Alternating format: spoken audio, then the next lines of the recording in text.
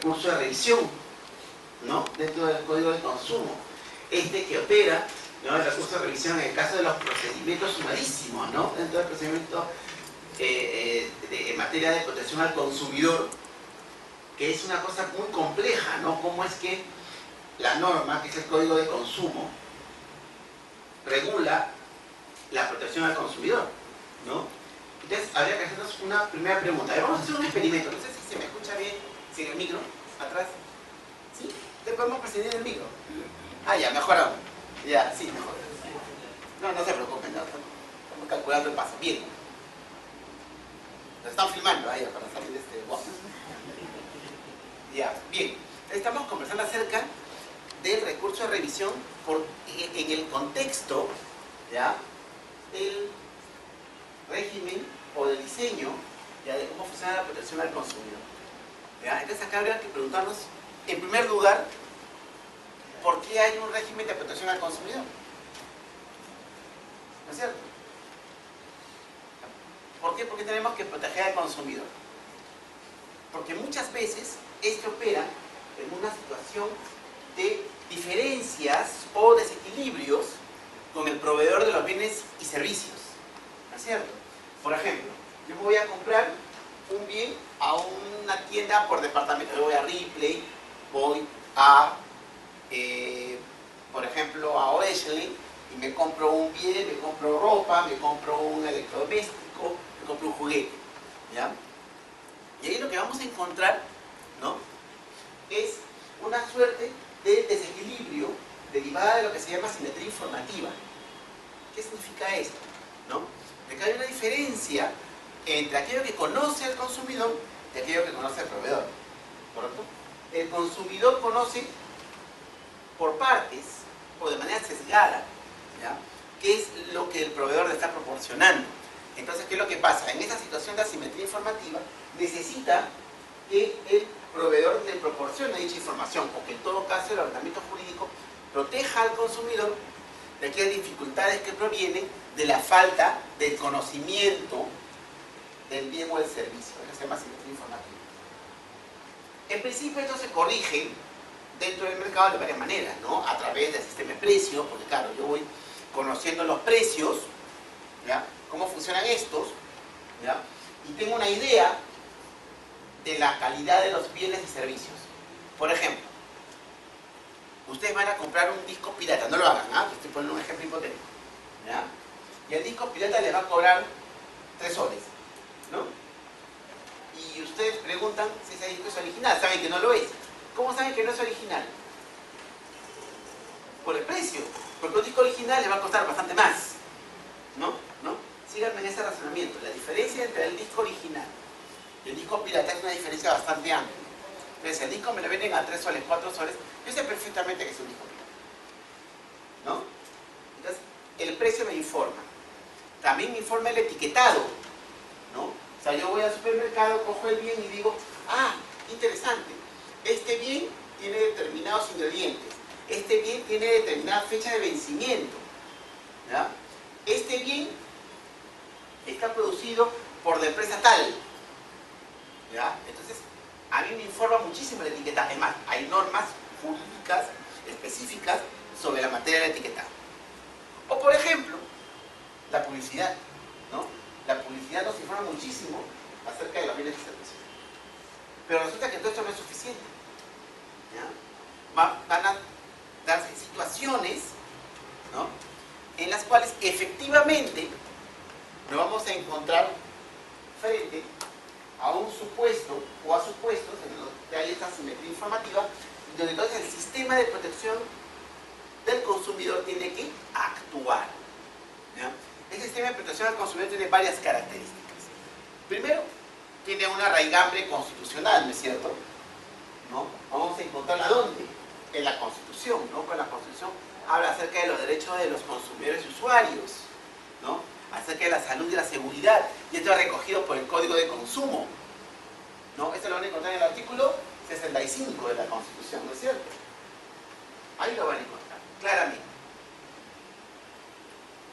En segundo lugar, ¿ya?, es un derecho tuitivo, ¿no?, protector, que sirve para asegurar que el consumidor se encuentre protegido. Claro, vamos a tener que tener cuidado porque tampoco hay que establecer un mecanismo de protección del consumidor que vaya a terminar perjudicándolo, ¿no? Que no hay un efecto boomerang. Ustedes, por ejemplo, deben haber escuchado en la radio las publicidades en las cuales termina la publicidad y le comienzan a decir un montón de cosas muy rápido, ¿no? Que la resolución directoral tal y que luego ya escriban a la página web tal y que averigüen llamando a tal teléfono, ¿ya? Y eso se lo dicen en segundos, ¿no? Y alguien anotó algo, nadie anotó nada, nadie prestó atención, ¿ya? Eso hizo perder dinero al anunciante, hizo perder dinero a quien produce el bien, ¿ya? Por las puras, porque nunca tuvimos conocimiento de lo que nos estaban diciendo, ¿ya? Lo mismo ocurre, por ejemplo, en la televisión, o lo mismo ocurre pues, en el periódico. En el periódico prestamos atención al aviso, pero pocas veces leemos lo que está abajo. Entonces hay que establecer mecanismos más creativos para hacer eso. Muy bien. Pero ¿qué ocurre? Dentro de la protección al consumidor vamos a establecer un conjunto de procedimientos. ¿No es cierto? Un conjunto de procedimientos. Existe el procedimiento sancionador típico. ¿Qué significa esto? Que el proveedor comete una infracción afectando al consumidor, pero que sin embargo, ¿ya?, no existe una denuncia, entre comillas, ¿no? Porque en realidad en el fondo es una reclamación.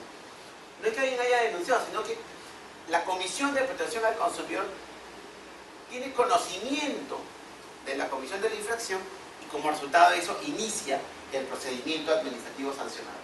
Pero ¿cómo tiene este conocimiento el consumidor? Perdón, la comisión tiene conocimiento como resultado de la fiscalización, por ejemplo. Yo tuve el caso con unos clientes de Unido, ¿ya? Los padres estaban felices, los niños también, ¿ya? Pero resultó que les iniciaron un procedimiento administrativo sancionador ante la Comisión de Protección al Consumidor. Nos preguntamos por qué, qué fue lo que pasó, ¿ya? Lo que ocurrió fue de que hubo un procedimiento de fiscalización, pidieron documentación, esa documentación estuvo incompleta, ¿ya? Bueno, a opinión del Indecopi, o que en todo caso Indecopi tuvo la información suficiente para determinar si efectivamente existía una infracción o no. Y como resultado de esto, Indecopi inicia el procedimiento administrativo sancionador. ¿Pero cómo lo inicia? ¿Como resultado de una denuncia? No, no había ningún padre descontento, ni ningún niño descontento, perdón, que hubiese generado el inicio del procedimiento administrativo, ¿no? Entonces, importante saber que tenemos un procedimiento, pero hay un tipo de procedimiento que es el procedimiento administrativo sancionador. Pero sin embargo, y esto sí no queda claro de la lectura del código, existe el procedimiento administrativo que es iniciado por un administrado determinado, o sea, que es iniciado por aquel consumidor que está viéndose afectado por el proveedor porque, por ejemplo, le entregaron un bien defectuoso, ¿ya? O no se cumplió con el derecho a información, o no se cumplió con el derecho de idoneidad, ¿no? Entonces, ¿qué fue lo que ocurrió en ese caso? ¿Ya? El consumidor va y denuncia. Yo siempre digo de que este es en realidad un procedimiento administrativo trilateral, con lo cual no es propiamente una denuncia, sino que resulta ser una reclamación, ¿no? Es una reclamación que da lugar, que activa un procedimiento administrativo que no es propiamente sancionador. ¿Por qué? A ver, porque se va a generar una medida correctiva. El consumidor que va a denunciar, ¿qué es lo que quiere? ¿Qué busca? ¿Que multen al proveedor? No, eso no busca. ¿Qué busca? La medida correctiva. Busca, por ejemplo, que si le dieron un bien defectuoso, que le devuelvan lo que gastó en él. O que se lo reparen, ¿no? O que anulen las cláusulas abusivas en el contrato, o lo que fuese. Pero busca una medida correctiva, un resultado. El consumidor no busca que lo sancionen al proveedor. Ese es un resultado del procedimiento. Por eso es que es una cosa muy interesante. Es un procedimiento administrativo trilateral que tiene incrustaciones del procedimiento administrativo sancionado, ¿ya? Pero ¿qué pasa? En casos en donde la cuantía sea mínima, o en los casos en los cuales hayan supuestos, materias que sean más sencillas, que el ordenamiento dice no te compliques la vida. En este caso vamos a establecer lo que se llaman procedimientos sumarísimos, que van a ser mucho más rápidos, más económicos, ¿ya? Que van a ser tramitados por entes específicos establecidos por el mismo. ¿Ya? ¿Qué pasa en este procedimiento sumarísimo? ¿Ya? Ahí empiezan los problemas, creo yo, ¿ya? Porque ahí es donde aparece este famoso recurso de revisión. ¿Ya? ¿Aparece por qué? Porque es una cosa diferente el recurso de revisión establecido en la Ley del Procedimiento Administrativo General. ¿No? ¿Qué dice la Ley del Procedimiento Administrativo General? Señala que el recurso de revisión cabe cuando existen dos instancias, ninguna de ellas de alcance nacional. O sea, la instancia que resuelve en primera instancia, ¿ya? Aunque sea redundante, va a resolver el procedimiento administrativo, ¿no es cierto? Hay la segunda instancia que es de alcance regional, pongamos, la primera puede ser de alcance local, que resuelve el recurso de apelación. Y habría otra tercera instancia de alcance nacional que resuelve el recurso de revisión. ¿Ya? Ese es el verdadero recurso de revisión, ¿no? O en todo caso, el tradicional recurso de revisión que lo vamos a encontrar regulado en la Ley del Procedimiento Administrativo General, la 27444. ¿Ya? Esto sufrió toda una evolución, ¿no?, en nuestro ordenamiento jurídico. Porque claro, en la ley anterior, que es el texto único ordenado de la Ley de Normas de Procedimientos Administrativos, ¿ya? No me es largo. La norma general de procedimientos administrativos, que es el decreto supremo CO2-94 JUS, ¿se acuerdan ustedes? ¿Ya? Fue derogado por la ley 27444. ¿Ya? Esta disposición, ¿ya?, o este dispositivo, establecía una regulación más laxa del recurso de revisión. Pero la 27444 era más específica, más certera, ¿ya? ¿Y qué nos decía? Cuidado, el recurso de revisión es excepcional, ¿ya? Opera solamente en estos supuestos y desde que inició el proceso de descentralización en el Perú, ¿ya?, se ha vuelto aún más excepcional. Porque claro, como la regla en materia procedimental en el proceso de descentralización es que los gobiernos regionales tramitan los procedimientos, mientras que los ministerios son los que establecen las políticas públicas, ¿ya?, los procedimientos en principio ¿dónde culminan? En el gobierno regional, lo que ha generado una suerte de descentralización judicial, bien lo saben, ¿no es cierto? Porque claro, culmina esto a nivel regional y ¿quién resuelve? La Corte Superior de ese ámbito. Más no tenemos que llegar a Lima, ya no tengo que utilizar el recurso de revisión, que además era obligatorio, sigue siendo en verdad, pero claro, cada vez es menos común este recurso de revisión para agotar la vía administrativa. El recurso de revisión entonces agota la vía administrativa, ¿ya? Pero es una especie de extinción, ¿no? El recurso de revisión es una especie de extinción porque existe cada vez en menor grado, dado, como decíamos, el proceso de descentralización, ¿no? ¿Qué ocurre en otros ordenamientos, en otros ordenamientos sectoriales, ¿no? Vamos a tener este recurso de revisión que lo vamos, por ejemplo, a ver, o lo veíamos en materia contractual, en contrataciones del Estado. Antiguamente teníamos el recurso de apelación que lo resolvía el titular de la entidad y el recurso de revisión que lo resolvía el tribunal en esa época de Consucode, ¿recuerdan? Consucode es el antecedente de OSO, ¿ya? Entonces teníamos el recurso de apelación o el recurso de revisión. Esto era una locura, ¿no? Porque tenía que pasar por dos instancias, ¿no? Tenía que pasar por dos instancias, lo cual era un desorden, ¿ya? Luego esto fue modificándose y se estableció una limitación, no todo llegaba hasta el tribunal. Van a haber recursos que se van a resolver solamente a nivel del titular de la entidad. Y ahí fuimos dando tumbos. Perdón, hasta que un buen día se eliminó el recurso de revisión en materia contractual. Solamente había recurso de apelación. ¿Quién resolvía el recurso de apelación? Inicialmente, el tribunal de connotaciones. Y luego se estableció que había una suerte de competencia compartida entre el titular de la entidad y el tribunal de connotaciones. No todo debía resolver el tribunal de connotaciones, pero tampoco todo debía resolver el tribunal de la entidad. Paréntesis, nota a pie de página. Este es un tema interesante, porque claro, pensemos un ratito y digamos qué tan imparcial va a ser el titular de la entidad al momento de resolver el recurso de apelación. Por eso siempre lo ideal debiera ser que la apelación la resuelva el titular, perdón, el tribunal de connotaciones, ¿no? Muy bien.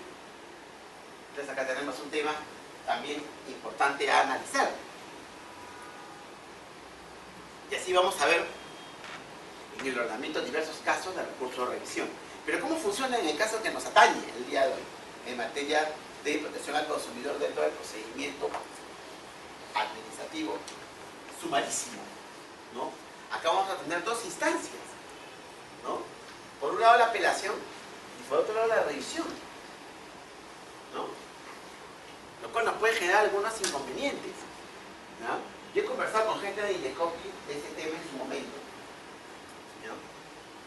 Y decíamos, sí, pues, pero ¿cómo vamos a resolver el problema del recurso de revisión si es que acá vamos a pasar por dos instancias? Me dicen, bueno, pero eso es muy rápido, ¿ya? Y la razón de ser del recurso de revisión es asegurar que no haya vulneraciones a los derechos de los consumidores y agotar la vía administrativa. Pero claro, al consumidor le complicas la vida, ¿no? Te complicas la vida porque le haces pasar por una instancia más, ¿ya? Y es una limitación al derecho, ¿qué derecho? De la tutela jurisdiccional efectiva. Y eso no queremos. No queremos que haya una vulneración de esa naturaleza, ¿no? Entonces, a mí me sirve bastante que vayamos entendiendo esto, ¿no? ¿Por qué existe el procedimiento sumarísimo? Justamente, acá podría haber una suerte de contradicción, una suerte de paradoja. ¿Por qué existe el procedimiento sumarísimo? Porque estamos buscando darle celeridad a determinados ámbitos. Por ejemplo, por debajo de la UIT. Claro, por debajo de la UIT. Si tienes tu controversia por debajo de la UIT, pues sacarlo más rápido, ¿no? ¿Es cierto? Entonces, el trámite del procedimiento tendría que ser un trámite mucho más rápido, con mayor celeridad, ¿ya? Pero esto vamos a encontrarle, ¿no?, esta dificultad cuando llegamos, insisto, hasta el recurso de revisión. Y recién este recurso es el que va a agotar la vía administrativa, ¿ya? No sé si hasta acá vamos a hacer un poco esto más fluido. ¿Tenemos alguna pregunta, comentario? Por favor, pregúnteme porque si no... Sí, doctor. Una precisión. En realidad la vía administrativa se agota con recurso de revisión. El recurso de revisión igual es excepcional el poder consumidor que tiene procedimiento. Y es ahí el carácter excepcional, que a veces no se entiende, se toma como si fuera obligatorio para agotar la vía, pretendiendo cuestionar las cuestiones de derecho, cuando en realidad la norma establece que solo son cuestiones de derecho y de casación. Sí, es cierto, es cierto. Lo que pasa es que depende cómo lo interpretemos. Depende cómo interpretemos el código. O sea, esa interpretación que usted señala debería ser la más razonable. No decir, oye, el recurso de revisión es un recurso opcional. No, una cosa es que sea excepcional y otra cosa es que sea opcional, ¿ya? Porque si es excepcional es porque se emplea en determinadas circunstancias, pero cuando ocurre esa circunstancia excepcional es obligatorio, ¿ya? Diferente sería el caso en que la ley nos diga el recurso es opcional. Allá, en cualquier caso yo lo uso si quiero, como recurso de reconsideración.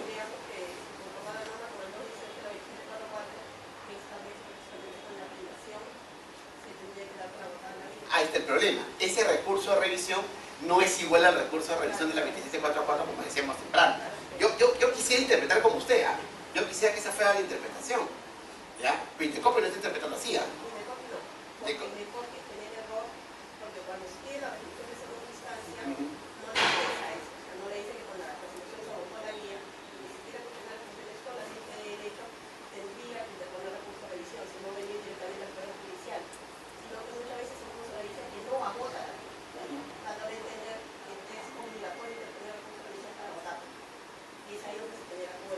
Y ahí vienen los problemas, ¿verdad? Vienen los Exacto. problemas. Exacto. A ver, veamos. Esto es lo que quiero terminar de entender, porque yo estaba revisando y veía de que acá a nivel del Poder Judicial había una suerte de criterio mixto.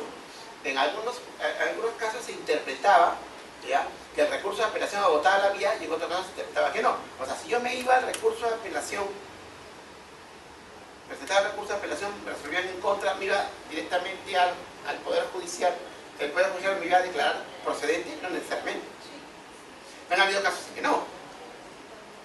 Por eso yo pregunto, o sea, lo que me está equivocando, porque ustedes conocen la jurisprudencia mejor que yo. ¿Qué estaba pasando? ¿Qué está pasando? Yo presento el recurso de apelación, pierdo. Voy al Poder Judicial. ¿Siempre me han declarado procedente? ¿O alguna vez el juez me ha dicho, no, ¿sabes qué? Tienes que agotar la vía? O de repente, ¿ya?, Indecopio ha presentado su excepción de falta de agotamiento de la vía administrativa, ¿ya?, le he dicho, oye, pero no has pasado por el recurso de revisión. Ha sido declarado fundado o infundado en ese caso. ¿Siempre? Ya, eso es importante saberlo, es importante manejar el criterio. Por eso significaría que el recurso de revisión es enteramente opcional, que no es lo que dice el código expresamente. ¿Ya? Eso es importante. Por ahí había una mano levantada. Sí, doctor. Sí, doctor. Buenas tardes. Justamente como hablaba la compañera, el tema que yo había leído hace muy buen tiempo, hay una resolución de Indecopio. Hay una resolución de Indecopio en la cual había leído más o menos en manera de comentario. Lo que hacía el Indecopio es decir, el recurso de revisión va a ser tratado como un criterio, como una cuestión de puro derecho. Ajá, correcto. Para llegar a esa conclusión, lo que hace es una similitud entre el recurso de revisión y el recurso extraordinario de casación. Correcto. Entonces, justamente eso es un criterio que en realidad no tiene un carácter de transferencia obligatoria, y bueno, ese es el comentario que yo le hacía, ¿no? En opinión propia, considero que sí debiera votar, si es que procediera un recurso de revisión, sí debiera interponer el administrado en este caso, dicho recurso, a efectos de votar la vía administrativa. Pero no interrupción. Pero ¿cómo sabemos si corresponde o no? Es que hay un tema, lo que pasa es que tenemos que ver que los recursos lo que buscan es una prerrogativa de la administración. En realidad no es propiamente un derecho del administrado, sino son prerrogativas de la administración. Correcto. Y lo que viene a ser en el administrado sería una carga. Es una carga para poder llegar al contencioso administrativo. Exactamente. Eso es una opinión, pero bueno, no sé cómo se va a tratar en su caso, ¿no? No sé cuál sería la opinión al respecto. A ver, vamos a eso, pero yo lo corté hace un rato porque usted quisiera decir algo más.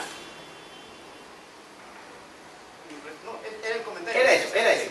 Ya, muy bien. A ver, en realidad lo que usted nos dice hay dos puntos bien importantes enganchando con lo que dijo la doctora. Un primer tema es cuál es la naturaleza del recurso. Yo les cuento un poco mi historia, ¿ya? Yo cuando era joven y creía en el amor, ¿ya?, yo era un kamikaze, pues, ¿no? Yo decía, no, ¿sabes qué? La vía administrativa no debería existir, yo decía. ¿Ya? ¿Por qué? Porque es una limitación indebida del derecho a la tutela jurisdiccional efectiva. Porque si yo quiero ir al Poder Judicial, debería irme al Poder Judicial directamente y que no me fastidien con el tema de la vía administrativa. Eso pensaba yo cuando era joven, ¿ya? Pero luego un poco morigeré mi discurso y dije, no, pero hay situaciones en donde la vía administrativa es necesaria. Por ejemplo, en este caso, en materia de protección al consumidor. ¿Ya? ¿Qué pasaría si cada vez que hay un conflicto entre el consumidor y el proveedor, el consumidor tuviese que irse al Poder Judicial? Nos volveríamos locos. O sea, la carga sería una locura. Tenemos así, pues, cerros y cerros de expedientes. ¿Ya? O sea, afortunadamente, para varias cosas existe la vía administrativa porque sirve de ¿qué? Sirve de filtro, sirve de coladera, ¿ya? Para que no todo llegue al Poder Judicial. Ya hay cosas que se tienen que ir quedando. Ahora, claro, existen instituciones públicas y tribunales administrativos, por ejemplo, que son más eficientes como coladera que otros. Ya depende, pues. Si de cada 100 controversias, 50 se resuelven a nivel administrativo y 50 llegan acá, está muy bien. Ya. Si de cada 100, 80 se resuelven en la vía administrativa y 20 llegan acá, macanudo. Maravilloso, excelente. ¿Ya? Pero la línea de lo que usted dice. Entonces sí requiero recursos. Pero también debería existir un mecanismo para poder evitar los recursos si es que esto me originaría un daño, ¿no? Por ejemplo, en materia contractual, por ejemplo, ¿ya? Tengo que utilizar el recurso de apelación sí o sí. ¿ya? Por ejemplo, si otorgan una buena pro indebida, ¿no? O le otorgan a otra persona una buena pro indebida, ¿ya? Y ahí hay un drama, porque ¿qué pasa si comienzan a construir la obra, o entregan el bien, o realizan el servicio? Tendría que pedir una medida cautelar a nivel del contencioso administrativo, ¿no? Y ahí, pues, depende cómo lo sustente, ¿ya? Depende cómo lo sustente para que después me pueda otorgar la medida cautelar, que como bien sabemos, la medida cautelar significa un preajustamiento.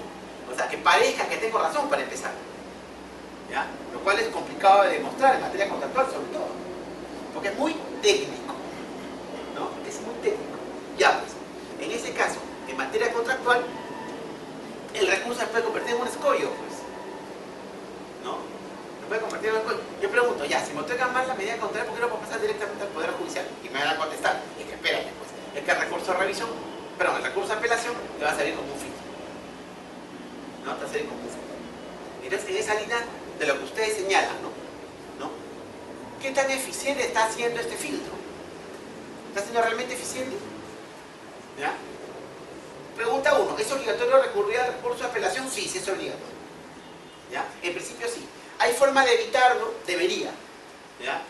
Por ejemplo, a mí me gustan las excepciones que están consignadas en el Código Procesal Civil, que son copiadas de la Ley de Habeas Corpus y Amparo, la 23.506, ¿se acuerdan? ¿Ya? Son prácticamente las mismas. Y a mí hay una que me gusta, ¿no? Que al agotar la vía administrativa me generaría, ¿ya?, un daño serio, ¿no? Irreparable. ¿Ya? A mí me gusta esa excepción. ¿Es aplicable en el contencioso administrativo?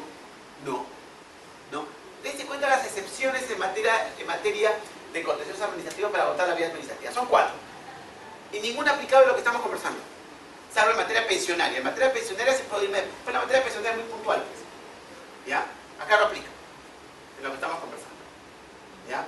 Por ejemplo, aplica en el recurso, en el proceso, de lesividad, aplica en el contencioso administrativo por omisión y aplica en el contencioso administrativo presentado por tercero, ¿no? Ahí aplica la falta de agotamiento de la vía administrativa. Y en otros supuestos, no es necesario agotar la vía administrativa por una razón muy sencilla, porque no existe. ¿Sí o no? No hay, en el contencioso administrativo por omisión manda tu cartita ya. En el proceso de lesividad, la vía administrativa hay que agotar. Y en el contencioso administrativo presentado por tercero, ¿qué voy a discutir? O sea, ¿qué voy a impugnar si no fui parte del procedimiento? Porque soy un tercero. No era parte del procedimiento. ¿Ya? Entonces, el contencioso administrativo, tal y como está diseñado, no nos establece ninguna excepción real, ¿no?, al agotamiento de la vía administrativa. ¿Ya? Entonces, debería existir una excepción basada, por ejemplo, en el daño irreparable. Entonces, tengo que acreditarse al juez. Oiga, señor juez, ¿sabe qué? Si yo agotaba la vía administrativa, va a haber un daño irreparable. Y el juez tiene que evaluar ello. Con lo cual, ahí tendría que darle trámite a mi demanda. Si no, tendría que declararla improcedente. ¿No es cierto? Improcedente. ¿Ya? Entonces, la pregunta con el recurso de revisión es la siguiente. ¿Cuál es la interpretación desde el punto de vista judicial que deberíamos darle al recurso de revisión? Lo que dice la doctrina me parece razonable. O sea, ya, interpretemos que el recurso de revisión es opcional, ¿no? Esa interpretación opera jalando un poco, ¿no?, lo que dice el Código de Consumo. Porque claro, ¿cómo sabemos si estamos frente, y esa pregunta para ustedes, ¿ah?, ¿cómo sabemos que estamos frente a una cuestión que es de puro derecho? Esa es la interpretación. Porque siendo claro, a mí como entidad, yo soy Indecopi, ¿ya? A mí como entidad, ¿qué me conviene? ¿Que sea obligatorio o que no sea obligatorio? Que sea obligatorio, pues, sin duda, ¿no? Porque si reduzco la conflictividad. O sea, yo quiero que mi procurador trabaje lo menos posible. O sea, quiero tener la menor cantidad posible ¿de qué? Quiero tener la menor cantidad posible de conflictos a nivel judicial. ¿Ya? Porque ustedes saben de que hay procuradores y procuradores. Hay procuradores buenos y procuradores que no son tan buenos, ¿sí o no? Lo viven todos los días, ¿no es cierto? ¿No? Procuradores que saben defender a su entidad y procuradores que están un poco perdidos, ¿no?, entonces, en la línea de lo que ustedes dicen, yo lo que haría es interpretar la norma y digamos, establecer alguna reforma al código para que quede claro que el recurso de revisión es un recurso meramente opcional, que opera solamente si es que el administrado quiere, o sea, en este caso el consumidor, y si no, que la apelación agote la vía administrativa y Poder Judicial. ¿No es cierto? Por ahí debería ir la cosa. ¿No? No sé qué opinan ustedes.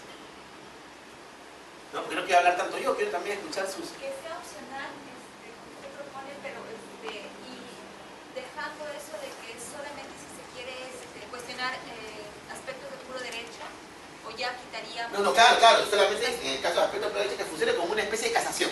Ajá. ¿Correcto? Sí, ya lo discuto hechos. Porque los hechos ya se discutieron en la apelación. Ahora, la pregunta es, ¿qué entendemos por cuestiones de puro derecho?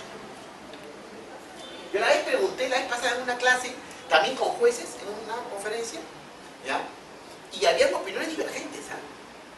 O sea, ¿qué cosa es un problema de puro derecho? Un problema de interpretación de la norma, un problema de falta de aplicación de la norma, un problema de indebida aplicación de la norma, son cosas diferentes, ¿sabes? ¿No? El problema de interpretación de la norma es que estoy aplicando la norma que debo aplicar, pero la estoy interpretando de una manera que no corresponde. La inaplicación de la norma es, debía haber aplicado esta norma, pero no la estoy aplicando. La mala aplicación está aplicando la norma que no corresponde. ¿No? Son cosas diferentes, ¿correcto? ¿Cuál de ellas es? ¿Las tres? ¿Dos? ¿Una?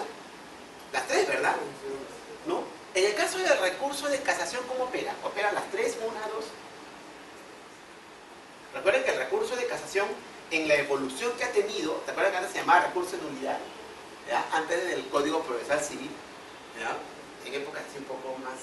Yo sí viví esa época, yo viví la época, no sé ustedes, sí, bueno, ustedes no sé, ustedes son muy jóvenes, pero ustedes han vivido probablemente la época del Código de Procedimientos Civiles. Y ustedes saben de que pasar del Código de Procedimientos Civiles al Código Procesal Civil fue pasar de la prehistoria a la Revolución Francesa. Una cosa así, una cosa alucinante. Era pues, con el Código de Procedimientos Civiles los juicios demoraban la vida. ¿Ya? La vida, era una cosa atroz. Yo tenía, por ejemplo, algunos casos con algunos clientes, era una cosa terrible. Claro, lo que pasa es que había muchos casos que todavía seguían con la norma anterior. ¿Ya? Entonces, el año 2000, ¿ya? De verdad, les juro, el año 2000 había procesos que todavía seguían con el Código de Procedimiento Civil. Porque la norma era un completo desastre. ¿Ya? De verdad que sí. Bueno, en esta norma teníamos el recurso de nulidad, así se llamaba, ¿no? Luego cambiamos al recurso de casación con el Código Procesal Civil. Entonces, el ámbito de acción, porque el recurso de nulidad, valgan verdades, funcionaba en la práctica como una tercera instancia. ¿Ya? El recurso de casación al principio también, un poco así. Pero conforme fue reformándose el Código Procesal Civil, el recurso de casación fue tomando forma y fue restringiéndose o fue apuntalándose para limitarse, como decíamos hace un rato, a las cuestiones de puro derecho o a la vulneración de ¿qué? Del debido proceso, ¿no? Y se está apuntalando cada vez más, ¿ya? Lo cual está bien, ¿no? Yo creo que eso es correcto en el sentido de que es necesario de que el recurso de casación sirva simplemente para discutir digamos, lo más complejo desde el punto de vista estrictamente jurídico, ¿no? Y que eso sirva para generar jurisprudencia, ¿no? No sé si llegaremos al nivel de la Corte Suprema Norteamericana, que es una corte de abocación, ¿no? O sea, una corte que decide, ¿no?, tomar aquellos casos que le gustan, ¿no? Aquellos casos que consideran pertinentes, ¿ya? Entonces, volviendo a la línea, sí, pues claro, yo creo que ahí, si hablamos de cuestiones de puro derecho, debería limitarse a esos tres elementos que estamos comentando, ¿no? Salvo que usted quiera proponer alguno más, ¿no?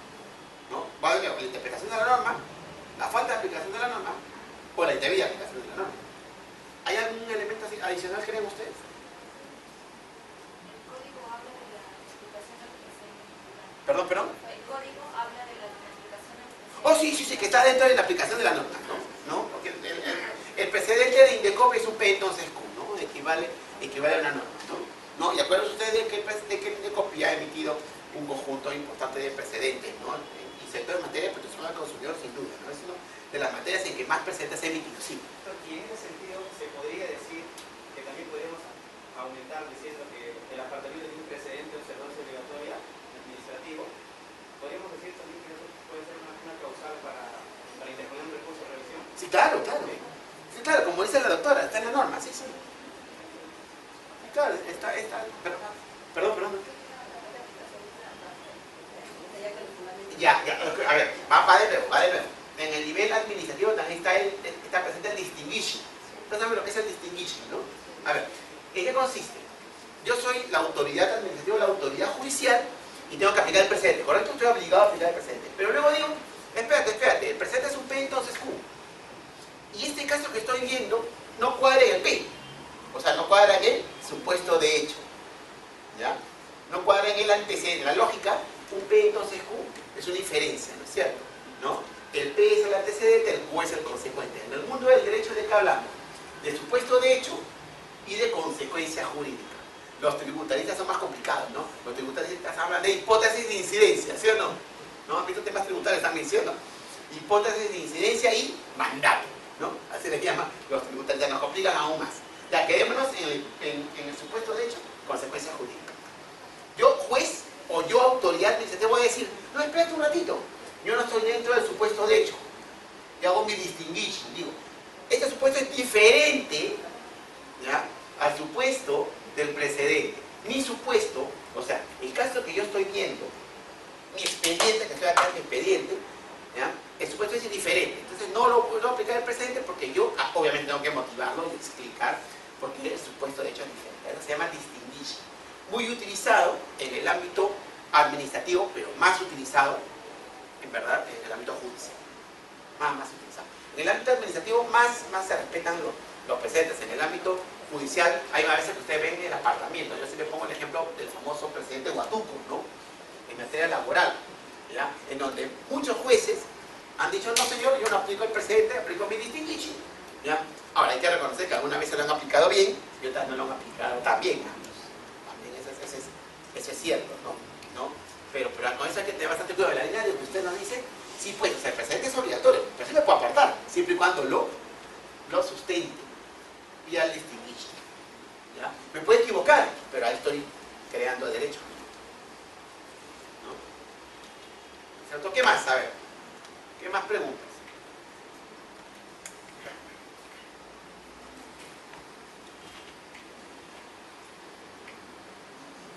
Salvo que esté claro como el agua, no creo, ¿ah?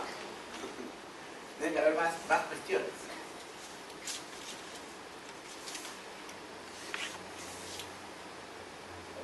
¿Y por qué? A ver, una pregunta. ¿Por qué no se ha establecido este recurso de revisión en el caso de los procedimientos administrativos en materia de protección al consumidor comunes y corrientes? ¿Por qué solamente está en el procedimiento sumarístico?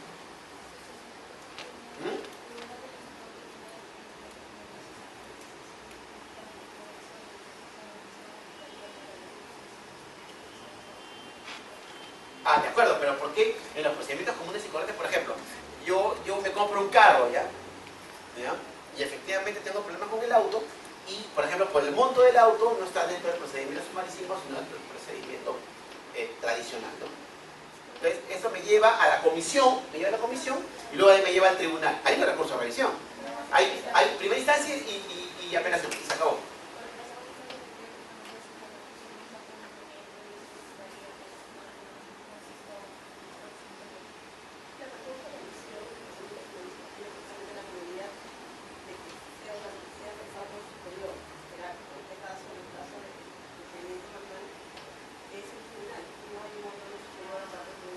No, pero es que en el procedimiento sumarísimo terminamos teniendo otras instancias.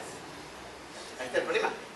Mi pregunta es, ¿por qué en el procedimiento tradicional tenemos solamente dos instancias? No hay forma de tener tres, no hay manera de tener tres. El tribunal agota la vía y me voy al contencioso. Y ojo, otra cosa más, el tribunal tiene atribuciones limitadas para la escena de instrucción, con lo cual la apelación no se basa en temas de puro derecho. O sea, si ustedes analizan el derecho administrativo clásico, revisan la 27444, sí puede. La apelación se enfoca en temas más bien de derecho, más que de hecho, pero en la práctica termino revisando temas de hecho y, por ejemplo, yo le pongo mi ejemplo, por eso yo veo temas de consumidor, pero desde mi ámbito. Yo soy presidente del Tribunal de su Salud, ¿ya? Y el Tribunal de su Salud ve temas de consumo, pero en materia de salud. Por ejemplo, vemos negligencia médica, ¿ya? Pero ahí hay solamente dos instancias, ¿no? Las AREFIS, bueno, la IFIS, que es, digamos, el órgano instructor, SAREFIS, que es el que sanciona, pero todo dentro de, ¿no? Hay una especie de distinción que también ocurre en Indecopy entre la autoridad instructora y la autoridad sancionadora, ¿ya? Impugna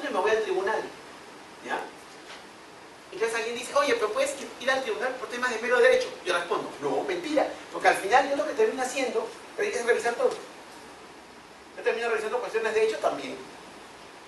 ¿Ya? También reviso cuestiones de hecho. Mentira, entonces, que el recurso de apelación se enfoca en cuestiones de derecho. Mentira, lo voy a revisar todo. Es más, yo como tribunal puedo decir, "Ay, ¿sabes qué? Esto de acá no me convence. Yo quiero, mediante oficio, pedirle información a tal". Claro, lo que pasa es que tengo que hacerlo muy rápido, porque tengo 30 días útiles, ¿sí o no? Si me demoro, se me genera el silencio. No quiero demorarme más de 30 días útiles, porque lo estableció la ley. Entonces, inmediatamente pido informes, hago mi informe vocal ponente, me presento al tribunal, hacemos mi lista de la causa, tu informe oral y inmediatamente sale mi resolución. ¿Ya? Pero sí puedo realizar actividad instructiva. ¿No es cierto? Sí puedo realizar instrucción como tribunal. Los tribunales, ese es un tema que ya me queda clarísimo, que inicialmente se discutía bastante, pues ya es casi consenso, que los tribunales, dentro de un marco limitado, pero los tribunales administrativos pueden realizar instrucción. Y es mentira que realizan temas solamente de derecho. No es así. ¿Ya? Y si el tema de fondo, o sea, el tema de hecho, te resulta tan complejo que no lo puedes resolver, ¿qué haces? Anulas y te vuelves a primera instancia. Ejemplo. El Tribunal de su Salud hace poco, ¿ya? Y esto antes lo veía Indecopy, ¿ya? Porque ya ahora sí las atribuciones están perfectamente separadas. Ya sabemos qué hace Indecopy y sabemos qué hace su salud en materia de consumo en materia de salud. ¿Ya? ¿Qué pasó? Hay el famoso caso, que deben haberlo visto en la prensa, de los neonatos que fallecieron en el Hospital Regional de Loreto. Ya fallecieron 9 niños. A ver, primero, una aclaración de tipo médico, esto ya es técnico-técnico, ¿sí? Una aclaración médica. En una unidad de cuidados intensivos siempre se muere gente. ¿Ya? O sea, yo soy el médico que trabaja, yo soy el internista de cuidados intensivos, yo sé positivamente que alguien se me va a morir.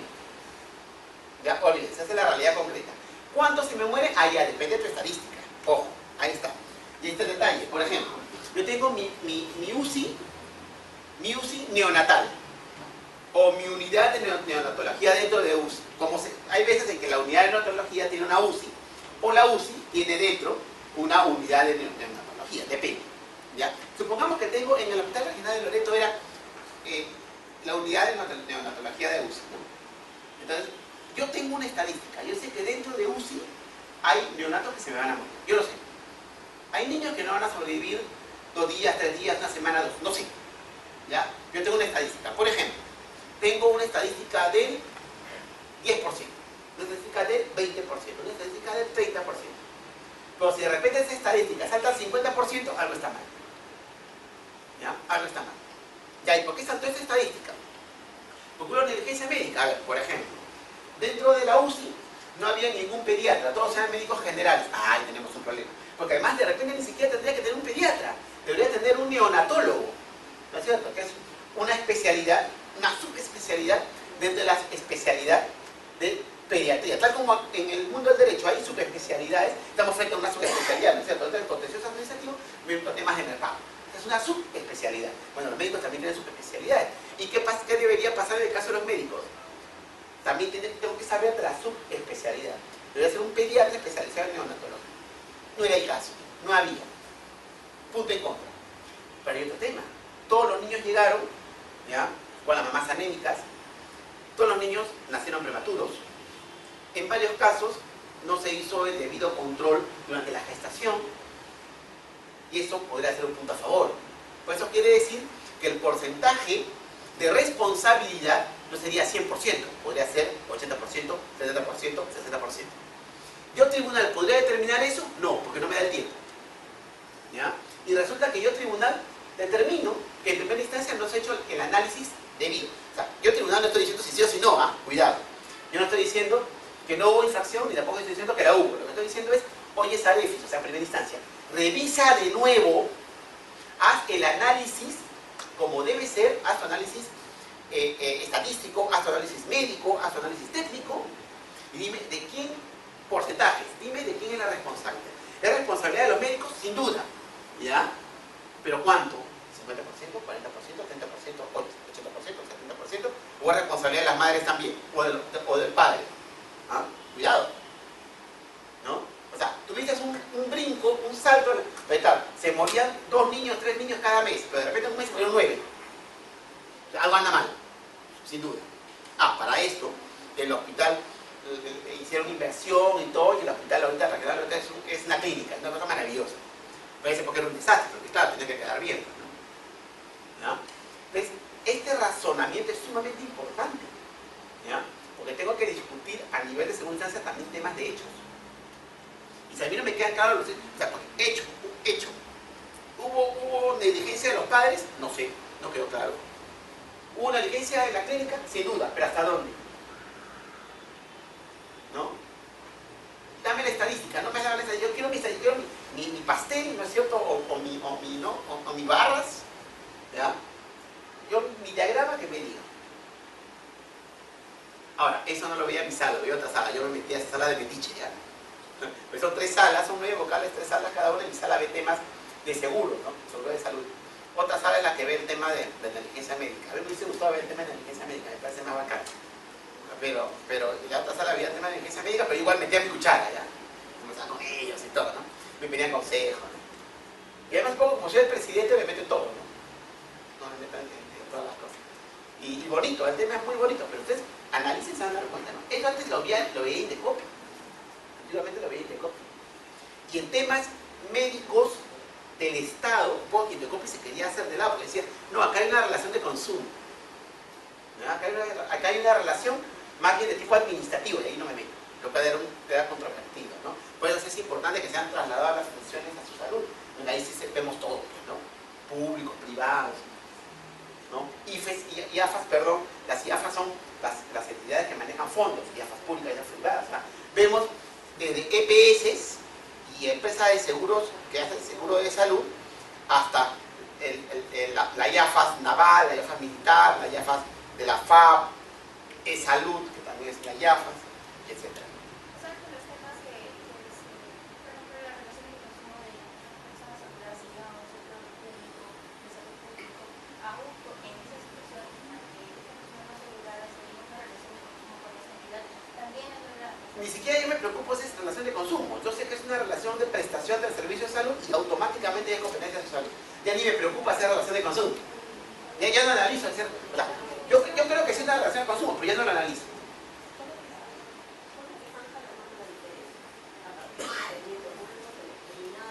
Allá.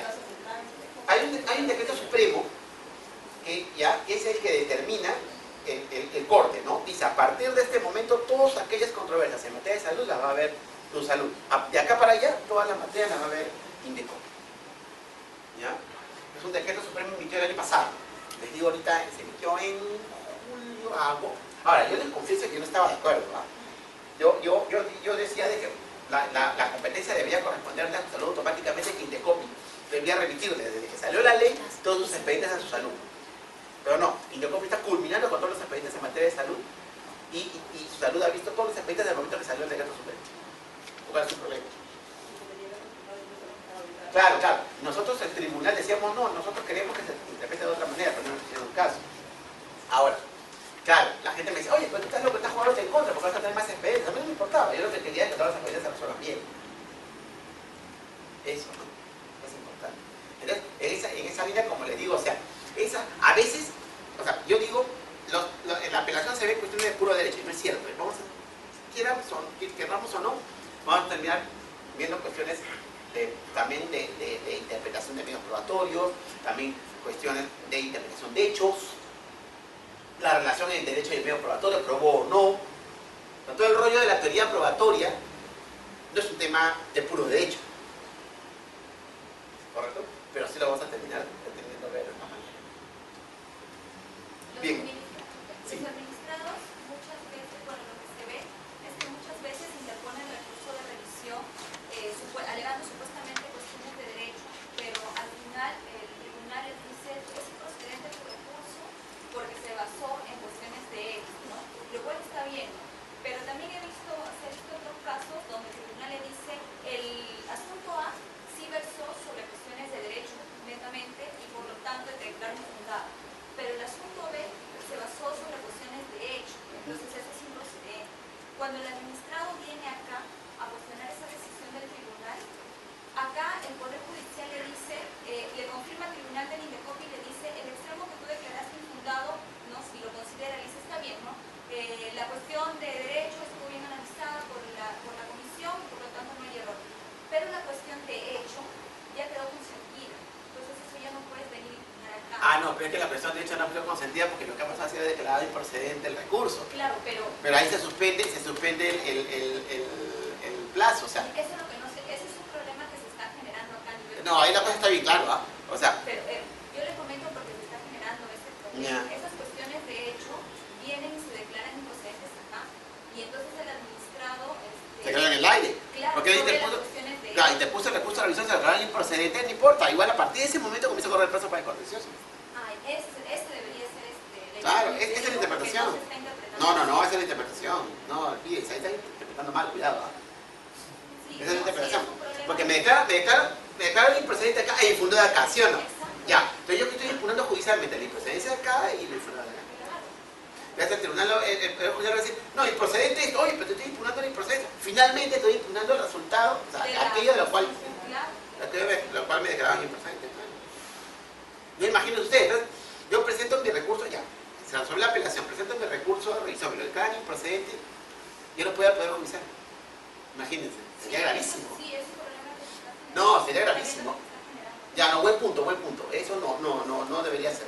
Entonces nosotros deberíamos, lo que debería hacer el Poder Judicial es también pronunciarse sobre este Sobre el fondo. Claro, hay que pronunciarse ahí sobre el fondo.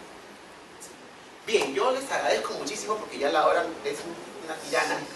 Yo les agradezco muchísimo haber soportado casi una hora y ya será para otra oportunidad. Muchas gracias por la invitación, ¿no es cierto? Muchas gracias, doctor, doctora, y será para otra oportunidad. Gracias. Un ratito para el diploma, por favor. Un ratito para el diploma.